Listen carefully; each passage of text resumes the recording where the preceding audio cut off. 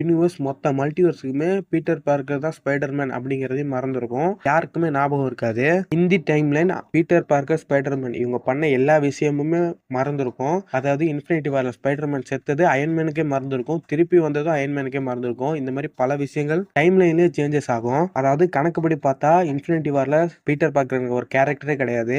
என் கேம்ல பீட்டர் பார்க்கறங்க கேரக்டரே கிடையாது. இது வரைக்கும் நம்ம எம்சியூல பார்த்த எந்த இடத்துலயுமே பீட்டர் பார்க்கறங்க ஒரு கேரக்டரே கிடையாது.